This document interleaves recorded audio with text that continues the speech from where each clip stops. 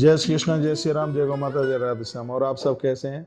आप देख रहे हैं तुलसी तपोवन यूट्यूब चैनल। और भगवती राधा रानी की राधाष्टमी आज 11 तारीख को है, यानी 11 सितंबर। तो आइए पूजा का मुहूर्त क्या है और पूजन किस प्रकार से करें, इस बात की थोड़ी सी चर्चा हम कर लेते हैं, जिसको सुनकर के बड़ा आनंद होगा। 11 सितंबर यानी बुधवार के दिन राधाष्टमी का यह पावन त्यौहार है, पर्व है। भगवती राधा रानी का जन्म तो खैर सोमवार में हुआ था, अनुराधा नक्षत्र में। इस बार राधाष्टमी पर बड़े अद्भुत दिव्य मुहूर्त बन रहे हैं, बड़े शुभ मुहूर्त बन रहे हैं, जो कि हमारे और आपके लिए बहुत मंगलकारी हैं। और वहीं मैं आपके बीच में चर्चा कर रहा हूँ। राधाष्टमी का जो पर्व है वह हर साल भादों के महीने में यानी शुक्ल पक्ष की अष्टमी में ही मनाया जाता है। अब के बार सितंबर बुधवार यानी 11 सितंबर को यह पर्व मनाया जा रहा है। ज्योतिषी लोग अपने हिसाब से चर्चा कर रहे हैं। राधाष्टमी पर ग्रहों का बेहद ही दुर्लभ और मंगलकारी सहयोग बना हुआ है। राधा रानी की पूजा, भगवती माता राधा रानी की पूजा के बारे में भी मैं निवेदन करूंगा। भगवती राधा रानी का अर्चन पूजन वंदन करने से साधना में सिद्धि चल कर के आ जाती है। भगवान शंकर ने गोपाल सहस्रनाम में महादेवी माँ भगवती परम्बा को कहा है कि जो लोग भगवान कृष्ण का नाम लेते हैं लेकिन राधा रानी का नाम नहीं लेते तो भगवान कृष्ण उनके ऊपर कभी भी प्रसन्न नहीं हो सकते, उन्हें कन्हैया की भक्ति कभी भी नहीं मिल सकती। इसलिए जितने भी कृष्ण के पुजारी हैं, भगवती राधा रानी का आह्वान वंदन प्रणाम जरूर करें। अब मैं थोड़ी पूजा की बात मैं बता रहा हूँ। तो भद्रा दोपहर में 11:31 तक भद्रा है, इसलिए भद्रा को त्याग करके ही आप पूजन करें। तो मैं ये कहना चाहूँगा 12:18 तक बहुत अद्भुत मुहूर्त का समय है।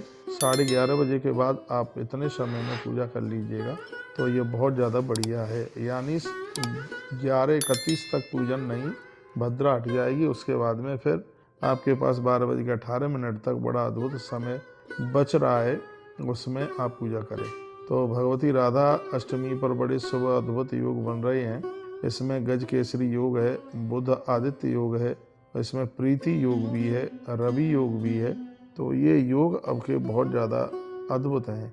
एक साथ इतने योग बनने की वजह से आपके बार इस पूजा की महिमा बहुत ज़्यादा है। आप दोपहर में लगभग 12 बजे पूजा आरंभ कर दें, फिर आपकी वह पूजा चलती रहेगी। तो ठीक है, यानी 12:18 के बीच में जब भी आपको टाइम मिले तब आप पूजा आरंभ कर दीजिए। 11:30 बजे तक मत कीजिए, क्योंकि उस समय भद्रा है। चौगड़िया के हिसाब से भी आप पूजा कर सकते हैं। ये चौगड़िया के हिसाब से भी मैंने आपको बोला है, इस मुहूर्त में आप बिल्कुल पूजा कर सकते हैं। लाभ की चौगड़िया फिर शाम को शुरू हो रही है, लगभग 5 बजे शुरू हो रही है, तो 6:30 बजे तक चलेगी। तो पूरा दिन ही 11:30 बजे के बाद में बहुत ज़्यादा शुभ है। भगवती राधा रानी का जन्म दिन में हुआ है, इसलिए उनका अभिषेक पूजा पाठ आप दिन में ही कीजिए, दोपहर में कर लीजिए। उन्हें 56 भोग लगाइए, ध्वजा लगाइए, सूर्योदय में जल्दी जाकर के स्नान, रोज की तरह उनका पूजा पाठ कीजिएगा। लेकिन एक विशेष अभिषेक है मैया जी का, वो दोपहर में कीजिए। पुष्पमाला, वस्त्र, मिष्टान आदि से माँ को वंदन पूजन करें। तो ये कुछ विशेष बातें। मिल जाए तो कमल के फूल भगवती राधा रानी को चढ़ाइए। 108 नामों से भगवती राधा रानी की 108 नाम है, 108 कमल के फूल माँ के ऊपर चढ़ाइएगा। तो माँ को अब आपको बिठाना कहाँ है ये भी मैं आपको निवेदन कर दूं। वैसे पूजा में पूर्व की तरफ मुंह करके पूजा बहुत अद्भुत होती है। देवताओं का मुख पश्चिम की तरफ हो, साधक का मुंह पूर्व की तरफ हो, तो ऐसी पूजा का लाभ बहुत ज़्यादा होता है। तो पंचामृत से स्नान कराइए, दूध, दही, घी, शहद, चीनी इत्यादि से आप स्नान कराइए। नए वस्त्र पहनाइए। राधा रानी को ये गोपी चंदन जरूर समर्पित कीजिए। मोर पंख, मैंने पूर्व में पिछली वीडियो में भी वैजयंती की माला का वर्णन किया है। तो लाल रंग की चुनरी, पायल इत्यादि ये उनके जो सामान है श्रृंगार के, वो उन्हें समर्पित करें। गोपी चंदन आप जरूर लगाइए, पूरे शरीर में माथे में आप गोपी चंदन लगा सकते हैं। तो राधा रानी का दिव्य मंत्र भी, वंदन स्तुति भी, कृष्ण स्वरूपाम्बई कृष्णम राधा स्वरूपिणम। राधा ही कृष्ण है, कृष्ण है राधा। जो इन दोनों में अंतर समझे तो भाव में पड़ जाए बाधा। पूजा में घी का दिया जरूर जलाइए, भजन आरती गाएं और रात्रि को जागरण करें। दिन में पूजा करें और रात्रि में कीर्तन करें, हरि चर्चा करें, बहुत आनंद हो जाएगा।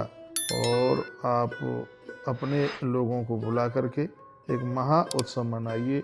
संध्या के समय में आप दिए जलाएं, जितने भी 5, 7, 11, 21। शाम के समय में जैसे आप अपने बच्चों का जन्मदिन मनाते हैं, उसी प्रकार से संध्या के समय में आप दिया जलाएं, कुछ टॉफ़ी वगैरह, कुछ मिष्ठान बांटें, यानी पूरा का पूरा रूप एक उत्सव का होना चाहिए। दिन में अभिषेक का समय मैंने आपको बता दिया, और संध्या काल में आप दिया जलाएं प्रदोष काल में।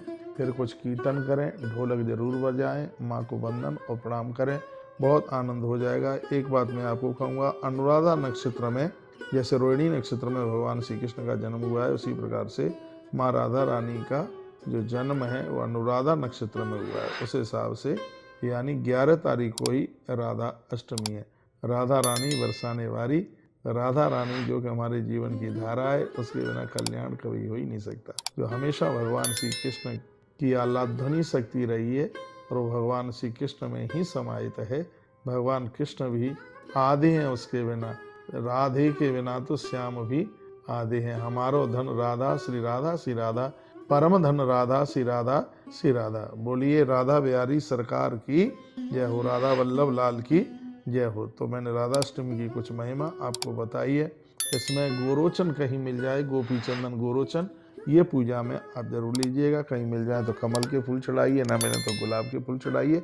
बहुत बहुत धन्यवाद वीडियो पूरा सुनने के लिए। ऐसे हमारे साथ जुड़े रहिए और नई नई अपडेट प्राप्त करते रहिए। जय जय श्री राधे श्याम।